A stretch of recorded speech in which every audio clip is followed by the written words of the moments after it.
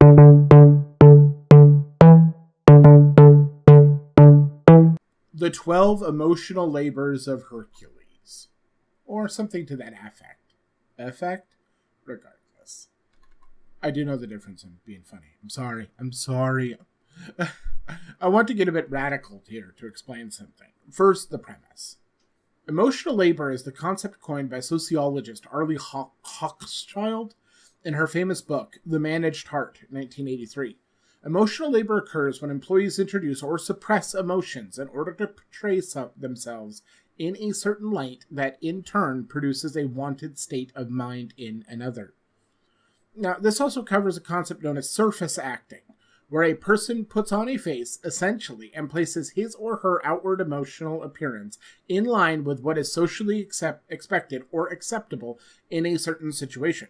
In other words, surface acting changes your public display of emotion. Now, this was put down in 1983 by this sociologist. Now, the point is not whether or not this is valid. I'm trying to expand on a concept, borrowing from what might be considered the enemy's playbook. Because there are feminists that do enjoy using the term emotional labor. Now you have the gist of what it means. But I'm going to explain how this can pertain to you as a man going your own way to empower you to understand better your emotional needs. Because anything is fair game at this point. The gloves are off. There is not a sacrosanct quality or thing that should be left off limits. If there is something that a feminist has laid down as a concept and we can repurpose it like a bunch of tinkers sitting around in a lab and they come out and go, guess what? You were right, but not. It's ours now. You know, like with the memeing? Yeah. Well, emotional labor, that's our new gritty. Let's get to it. Now, there's a community of people who share practices where one party agrees to do what the other party says, if you know what I mean. The deal is in there, I've seen, this is anecdotes, I know everywhere, flurry of anecdotes. There's a rule about checking in. Otherwise known as princess will call daddy, right? What does it mean when a woman is going to call you in the morning, every single morning to check in? That is an emotional labor, because even if she doesn't want to, she's going to do it. So she's going to change her affect. And she's going to get her phone out, and she's going to open the text thing, and she's going to think of pretty words, and she's going to send you some damn pretty words because you're her daddy, and she is your little one, and that's just the way it is now. She agreed. It's part of the deal. Much like, you know, people when you go out and about. When the cashier says, did you find everything today? You know, how was your shopping? It's too late! It's obviously too late. So, anyways. And for a little more hit closer to home example. Your mom. Let's say she's still alive. Let's say your mom wants you to call her. When you get out the phone and you call your mom and you pretend that everything is fine and you suffer through her, that is emotional labor too. Oh my gosh, this is everywhere. You thought the patriarchy and Santa Claus were all encompassing. I would like to introduce you to the new universal power. The only things that are certain are death, taxes, and emotional labor. So, to go further, when you do get that text, I'm not saying you're a daddy with a little one, but if you are, hey, when you do get that text, and it's wonderful, your mind is touched by the thought of the external, and it heartens you.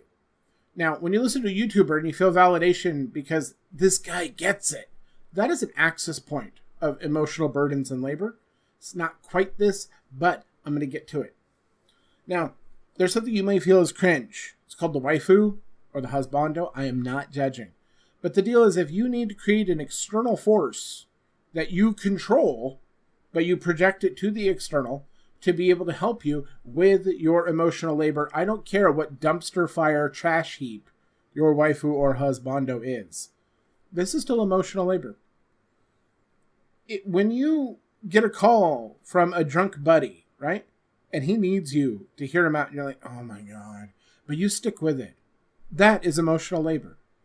It's New Year's Eve. You're in bed with this crazed Jewess. Hey, she was Jewish. She was archetypal. I'm trying to paint a picture for you. The mousy brown curly hair, the glasses, the nose, right? And you get a call from the main puller from your raid guild, right? And he's not feeling well. When you get out of bed and you leave her behind and you go, I'm sorry, I have to go take this call. When you put his desires before, it's a little bit altruism, but still, when you listen to him, you don't yell at him and you go, hey man, what you need? Because he reached out to you. That is doing his emotional labor. He lays his burdens upon you. You help him hold them. So here's the deal. What do men suffer from? Well, we have emotional labor and no one to do it. It's not even the sandwich we want at this point. We'll make our own sandwich. Sandwich is a metaphor. So here's the deal. You're like, wow, you're not really doing too good with the script today. I know. So, robot brothel. They're going to make a robot brothel. Well, my sexuality is a pathologized, demonized idea. Like, I'm all dirty. I'm filthy. So these women, I'm rubbing my filthy on them. You're telling me you could replace that with robots? So then no women will be harmed anymore. We'll do it. They have banned the brothel. Why? Why would you do that? Why are you trying to ban the brothels? Why are you trying to stop us from getting dolls and robots and AI? Well, I thought about that. I got a theory for you, but here's the deal. Any ground given, I don't think that it's vindictive. I don't think it's quite always malice. I believe there is an element of fear there. There's a fear of replacement.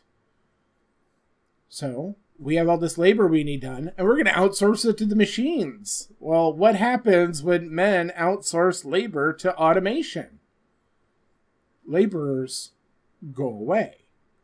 So if women want the monopoly on doing men's emotional labor, the idea of us being able to outsource it, well, that's terrifying.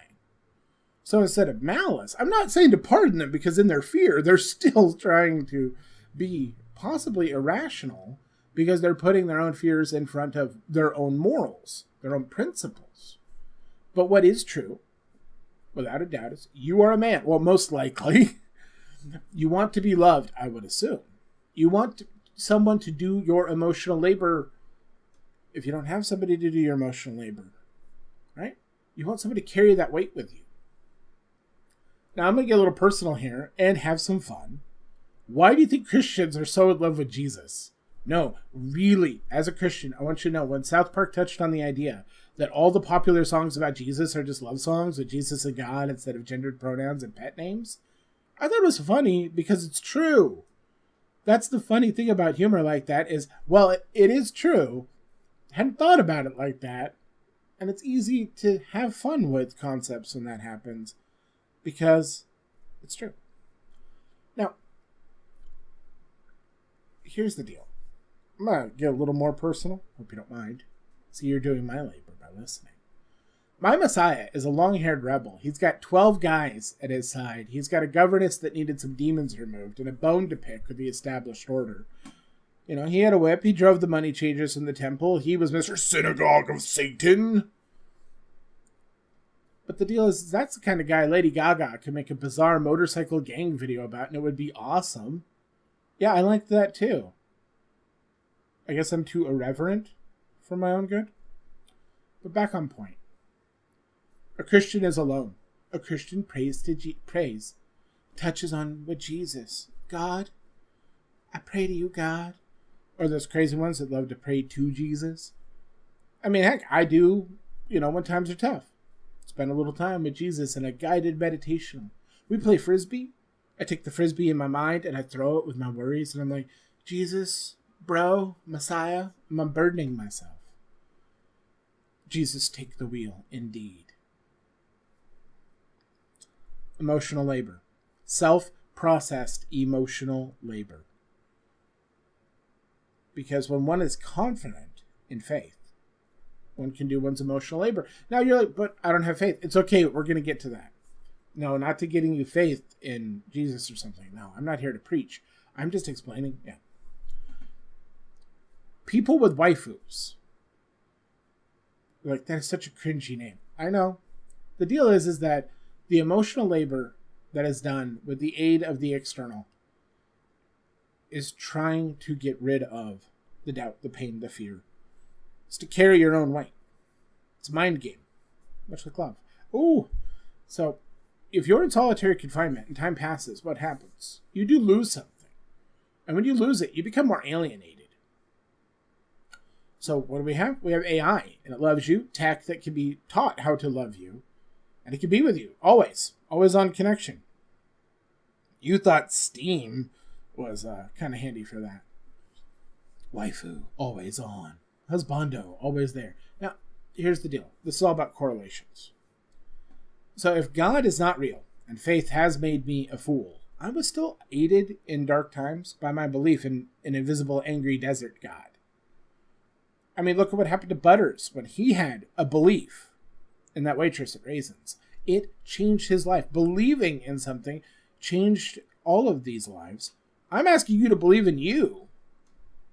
You can believe in you, and you can feel for yourself the vehemence that Butters felt about the Raisins girl, that I feel about playing Frisbee with Jesus, that those crazy people on the TV with their arms out and their eyes closed and their necks craned up toward heaven feel about God and Jesus. You can feel that way about you. You can have the power.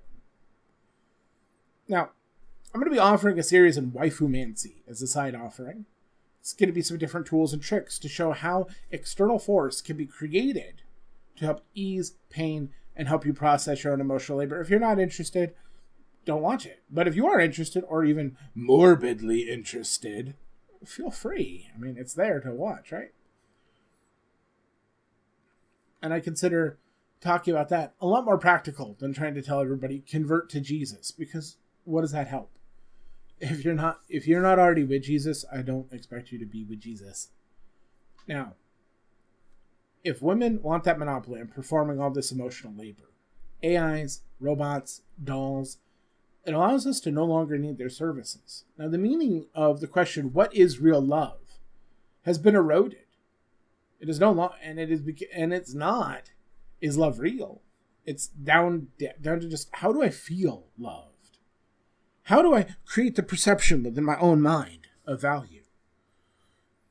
I mean, how often have we looked at the anecdotes of other men and seen love fail because the other partner no longer agreed that the love was valid? That means love is only inside your own mind. This is between you and your spirit. But I don't believe in spirit. Well, it's between you and your brain, okay? Let's get some delusional thinking going on.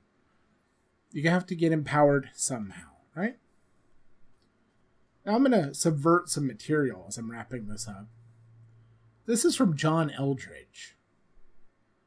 Not every woman wants a battle to fight, but every woman yearns to be fought for. Listen to the longing of a woman's heart. She wants to be more than noticed. She wants to be wanted. She wants to be pursued. I just want to be a priority to someone, a friend in her 30s told me. And her childhood dreams of a knight in shining armor coming to rescue her are not girlish fantasies. They are the core of the feminine heart and the life she knows she was made for. We men know what we're walking away from. The dreams we once had of being that man, of having a woman to fight for, of being the hero and getting the girl. By the way, to you guys out there that wanted fellow prince, like I said, heteronormativity, you're still valid. I'm not saying you don't exist. Come on, guys. Now, our shining armor is not in the shape it once was. It is why we are here. To find a new crusade, to take a new standard and mean something, to stand for something in a world that appears to have forgotten us. Now, I'm going to get my slightly tinfoiled lens out. When the AIs are done, when the robots are complete, when the automated caretakers of men's hearts are adopted, that will be the beginning of the end of many of the bargaining chips. You've probably heard a certain someone, artificial wombs, sex bots. And I think the women understand on a certain level. That's why the articles are quite as hyperbolic in appearance Because we men, we don't believe that the majority of men want a waifu robot. We don't believe that the majority of men want the bride of the Silicon Forge. We could be wrong, but they don't know that. So they're going to fight tooth and nail about this threat to their monopoly on our emotional labor. Consider the paraphrase. Why would I want some messed up being when I can have a 10 of 10 robot waifu? Waifus, for what they're worth, the robot waifus, they're effectively without blemish. They are without sin. They are clean. So when women talk about men doing those disgusting things to the robots, these creations of man, when she comes out of the Silicon Forge, she is pure, she is clean, she is without sin. And it reminds them of their sins. It reminds them of their transgressions. I'm not throwing shade at these comments. I'm not throwing shade at the robot waifus. It's an excellent set of points.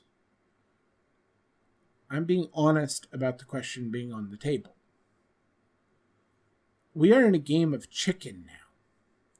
The pulpits of the Church of Women's Suffering continue to demonize and pathologize men. Meanwhile, these small lamps in the darkness, a single man to each lamp, standing on a pile of Amazon shipping boxes, are telling men that if we must live in hell, how we can be kings again. I want you to have that kingly power to rule inside of your own heart, to be a king, to be able to get out of bed and look in the mirror and go, I am a king inside of my heart. But I need you to realize that the men that are working on AI, that are working on the robot waifu, the end result of waifu-mancy would be the third Eve, as it were, the third wife of Adam. Lilith, as per Talmudic legend, was the first bride of Adam. Eve, from him, the second bride. And now the sons of Adam are done. And they're working on creating the third bride of Adam. And that's why the women don't want man to succeed at this venture. Because if you thought family court was rough before, what do you do when Adam tells Eve, I want a divorce? Blessings of the path and the way to you, gentlemen. Just wanted to share some food for thought and the importance of a concept going forward. Your emotional labor deserves to be done.